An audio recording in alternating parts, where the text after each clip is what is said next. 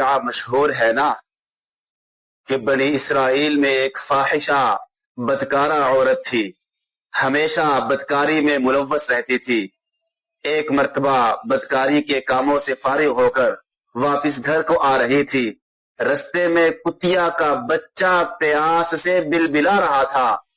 اس کو اللہ کی اس بے زبان مخلوق پہ رحم آیا اور کنویں میں اتری، اپنے موزے میں پانی بھرا اور اس کتیا کے بچے کو پلا دیا۔ بات آئی گئی ہو گئی، پھر اپنے کاموں میں لگ گئی۔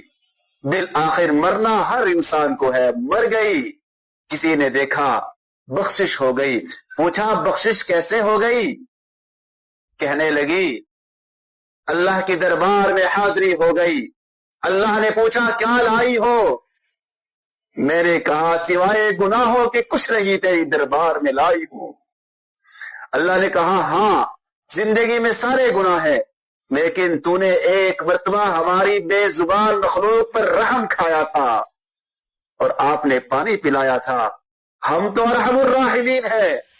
جاؤ فرشتوں، اس ایک نیکی کی وجہ سے اس کی بخشش کا آج اعلان کیا جاتا ہے۔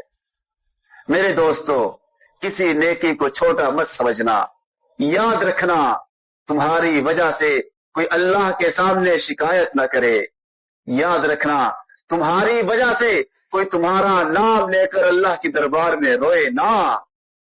پھر انشاءاللہ دنیا بھی اچھی ہوگی اور آخرت بھی اچھی ہوگی۔